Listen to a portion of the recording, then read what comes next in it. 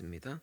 나는 내 사랑하는 자에게 속하였도다. 그가 나를 사모하는구나. 내 사랑하는 자야, 우리가 함께 들러가서 동네에서 유숙하자. 우리가 일찍이 일어나서 포도노로 가서 포도움이 돋았는지 꽃술이 퍼졌는지 석류꽃이 피었는지 보자. 거기에서 내가 내 사랑을 내게 주리라. 합한 채가 향기를 뿜어내고 우리의 문 앞에는 여러 가지 귀한 열매가 새것 묵은 것으로 마련되었구나. 내가 내 사랑하는 자 너를 위하여 쌓아둔 것이로다. 내가 내 어머니의 젖을 먹은 오라비 같았더라면 내가 밖에서 너를 만날 때에 입을 맞추어도 나를 없일 여길 자가 없었을 것이라. 내가 너를 이끌어 내 어머니의 집에 들어가고 내게서 교훈을 받았으리라. 나는 향기로운 술 곧 석류즙으로 내게 마시게 하겠고 너는 너는 왼팔 너는 왼팔로는 내 머리를 고이고 오른손으로 나를 안았으리라. 예루살렘의 딸들아, 내가 너희에게 부탁한다. 내 사랑하는 자가 원하기 전에는 흔들지 말며 깨우지 말지니라. 아멘. 어제 우리는 술람미 여인의 신체 부위 하나하나 들며 칭찬했던 솔로몬을 보았습니다. 솔로몬의 칭찬은 언제나 우리의 모든 것을 사랑의 눈으로 보시는 주님의 모습을 나타내는 겁니다. 그러므로 우리 또한 주님께 입술의 선한 말로 영광을 돌려드리며 감사와 찬양과 경배를 올려드려야 합니다. 그것이 마땅한 것입니다. 오늘은 위기 극복 이후에 서로에 대한 연정이 더욱 불타는 두 남녀의 이야기를 다루고 있습니다. 계속되는 두 남녀의 연정 이야기에 지치실 분이 있을지 모르지만 이번 주일로 아가서는 마무리됩니다. 이후에는 다시 바울 서신으로 돌아와 디모데 전후서를 살펴보도록 하겠습니다. 오늘도 말씀을 통해 우리를 향한 그 사랑을 깨닫게 되기를 예수님의 이름으로 소망합니다. 오늘 읽은 본문은 술람미 여인의 사랑의 고백입니다. 맨날 같은 고백으로 여겨지겠지만 분명히 차이가 있습니다. 과거 연정의 고백은 결혼 전의 남녀가 서로에게 끌려하는 고백이라면 지금의 고백은 결혼 후 위기를 겪고 그리고 그 위기를 이겨낸 고백이기에 과거와는 다른 고백이라 하겠습니다. 위기 후에 관계가 더욱 단단해진다고 하는데 그러한 단단함이 느껴지는 고백이라 하겠습니다. 7장 10절을 읽어드리도록 하겠습니다.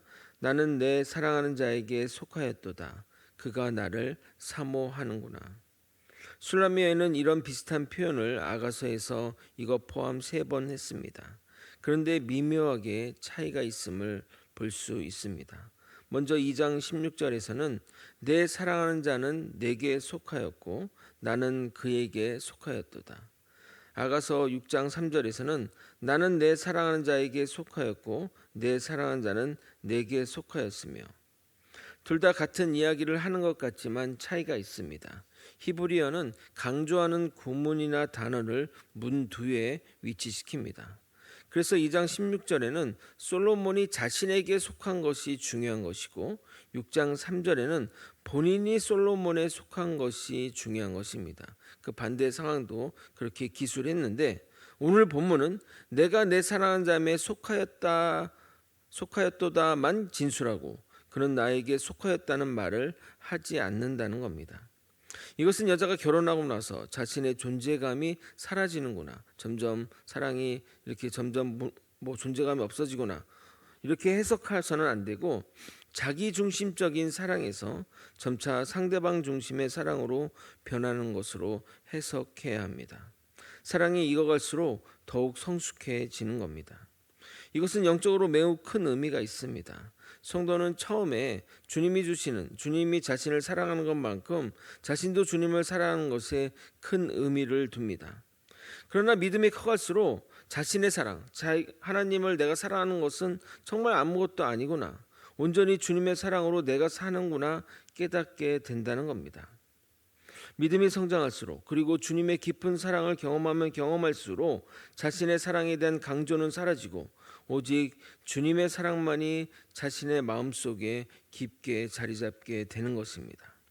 그래서 찬양의 가사처럼 주 사랑이 나를 숨쉬게 해 오직 주만이 나의 반석, 이런 가사가 그런 믿음의 상태에서 나오는 가사라 하겠습니다.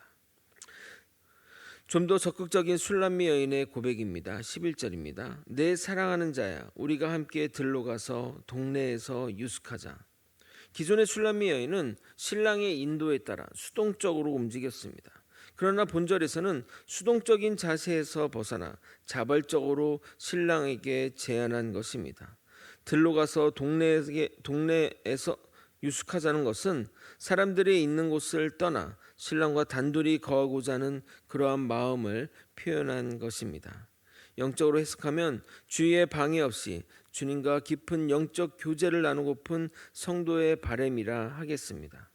변화된 술람미 여인의 모습이라 하겠습니다. 12절을 읽겠습니다. 우리가 일찍 일어나서 포도원으로 가서 포도움이 돋았는지 꽃술이 퍼졌는지 석류꽃이 피었는지 보자. 거기에서 내가 내 사랑을 내게 주리라. 하룻밤을 지샌 두 연인이 이제 아침 일찍 일어나 두 사람의 추억이 있는 포도원으로 나아가자고 합니다. 일반적인 포도원이 아닌 둘만의 특별한 포도원이라고 말한 이유는 정관사가 붙어 있기 때문입니다. 그래서 그런 의미를 살려 번역하면 우리가 일찍 일어나서 그 포도원으로 가자라고 해석해야 합니다. 그곳은 두 사람의 추억이 깃든 곳이기에 두 사람이 더욱더 깊은 교제를 나눌 수 있는 것입니다. 특히 계절적으로 봄이 상징하는 바는 그 얼어붙었던 두 사람의 관계가 해결되면서 새로운 출발의 의미를 담고 있다 하겠습니다. 그곳에서 신부가 내 사랑을 주겠다고 고백합니다. 지금까지는 신부가 신랑의 사랑을 받는 것에 익숙했다면 이제는 자발적으로 솔로몬에게 주겠다고 말하는 것은 정말 놀라운 발전이라 하겠습니다. 마치 성도가 처음에는 주님께 받는 것만 당연히 여기다가 영적으로 성숙하고 신앙이 성숙하여 주님을 위해 무엇을 할까? 내가 주님의 나라와 영광을 위해 어떻게 살아갈까? 고민하는 단계로 나아갔다 말할 수 있을 것입니다. 13절을 읽겠습니다. 합한 채가 향기를 뿜어내고 우리의 문 앞에는 여러 가지 귀한 열매가 새것 묵은 것으로 마련되었구나. 내가 내 사랑하는 자 너를 위하여 쌓아둔 것이로다. 여기서 합한 채는 창세기에서 야곱의 두 여인 레아와 라헬의 다툼에서도 언급된 것으로서 남녀가 사랑할 때 그 감정을 고조시키는 식물을 말한다고 합니다. 어느 번역에서는 맨드레이크라고 말하는데 이 식물은 지중해 연안에서 자생하는 가지과 식물로 향기가 있고 또 자녀 출산에 도움을 주는 것으로 알려져 있습니다. 여러 가지 귀한 열매가 그녀의 문 앞에 마련되어 있는데 그 모든 것을 신부가 준비했다고 말합니다. 이것을 또한 영적으로 해석하게 되면 그리스도의 신부인 우리는 주님을 기쁘시게 하기 위해 성령의 7가지 열매와 같은 주님을 닮은 성품과 다양한 선행과 봉사와 같은 착한 행실들을 준비했다 하겠습니다. 그런데 안타까운 것은 지금까지 언급한 이 모든 것이 여인의 바람이라는 겁니다. 마치 깊은 사랑을 나누고 일어나 보니 꿈이었다와 같은 상황이라 하겠습니다. 그러므로 동산에서 그 신랑 대신 솔로몬과의 짧은 만남을 가지고 헤어진 상태에서 이 여인은 그 헤어짐에 대한 아쉬움을 토로하고 있는 상황이라 하겠습니다. 그래서 현실로 돌아와 안타까움을 표현하고 있는 겁니다. 8장 1절은 해석을 해드려야만 이해되는 본문이기에 읽고 설명해 드리도록 하겠습니다. 1절입니다. 내가 내 어머니의 젖을 먹은 오라비 같았더라면 내가 밖에서 너를 만날 때에 입을 맞추어도 나를 업신여길 자가 없었을 것이라. 솔로몬, 당신이 나의 친오라비였다면 내가 밖에서 너를 만날 때 입을 맞추어도 나를 업신여길 자가 없다고 말합니다. 친오빠와 입을 맞춘다는 의미는 우리 기준으로 보면 오해될 수 있는데 당시 이스라엘은 친형제나 자매들만이 공개적으로 입을 맞출 수 있는 권한이 있었다고 합니다. 그러기에 이렇게 표현한 겁니다. 그만큼 그러니까 친오빠처럼 항상 옆에 두고 같이 함께하고 싶다는 의미입니다. 하지만 현실은 그렇지 않습니다. 왕에게는 수많은 부인이 있고 왕의 부인들은 왕이 와야만 만날 수밖에 없는 수동적인 위치에 있기에 그 안타까움을 토로하고 있는 것입니다. 그러나 친오빠라면 언제든 가까이서 만날 수 있으니 좋다고 말하는 겁니다. 만약 둘의 관계가 친남매 관계라면 솔로몬을 이끌어 어머니 집으로 가서 깊은 교제를 나눌 수 있겠다고 희망합니다. 2절을 여러분이 한번 읽어보도록 하겠습니다. 8장 2절입니다. 시작. 내가 너를 이끌어 내 어머니 집에 들이고 내게서 교훈을 받았으리라. 나는 향기로운 술 곧 석류즙으로 내게 마시게 하겠고. 이스라엘 역사상 가장 지혜롭다고 평가받는 솔로몬의 가르침을 직접 받을 수 있다면 슐람미 여인은 정말 현숙한 여인이 될 것입니다. 그러한 간절한 바람을 말하고 있는 것입니다. 여기서 석류는 풍요와 사랑을 의미하는 과일이기에 석류즙으로 만든 술을 마시게 하겠다는 것은 솔로몬의 기쁨을 배가하겠다는 의미와 사랑의 갈증을 해소하겠다는 의미입니다.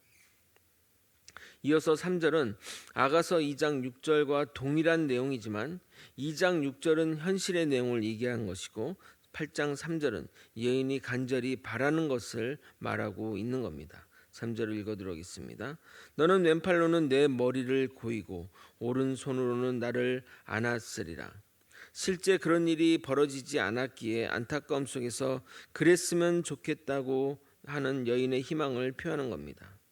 또한 왼팔은 안위를 상징하고 오른팔은 능력과 힘을 상징하니 성도가 주님의 보호하심과 주님의 능력으로 살아가고자 하는 의미를 담고 있습니다.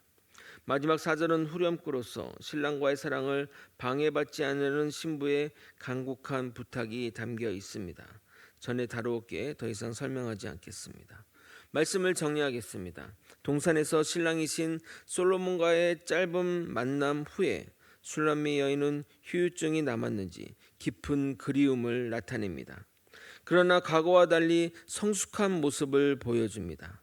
자기 중심적인 사랑에서 신랑 중심적 사랑으로 수동적인 입장에서 적극적인 입장으로 변화되었습니다. 이것은 우리가 신앙이 성장할수록 보여지는 모습과 일치한다 하겠습니다. 그동안은 내가 받는 것에 익숙했다면 이제는 주님께 무엇을 드릴까? 주님이 무엇을 기뻐할까? 고민하며 살아가는 신앙인의 모습으로 우리는 나아가야 합니다. 어느 곳에 있을지라도 우리는 주님께 항상 나아가야 하며 주님과 동행하며 주님이 주시는 평안과 보호하심과 능력과 권세 아래 살아가야 합니다. 그럴 때 주님이 주시는 힘을 받아 더욱 주의 영광을 위해 살아갈 수 있는 것입니다. 언제나 주님께와 함께 주님이 주시는 능력으로 살아가는 저와 여러분이 되시길 예수 그리스도 이름으로 축원드립니다. 기도하시겠습니다. 아버지, 하나님 아버지, 우리의 믿음이 성장할수록 과거와 다른 정말 삶의 모습으로 주님께 나아갈 수 있도록 이끌어 주시옵소서. 부족하고 연약하지만 주님이 언제나 우리와 동행하시니 주님이 주시는 그 안위와 그 평안과 능력과 권세 가운데 살아갈 수 있도록 이끌어 주시옵소서. 주님만 바라봅니다. 주님과 동행하며 살기를 원합니다. 주 예수 그리스도 이름으로 기도드렸나이다. 아멘.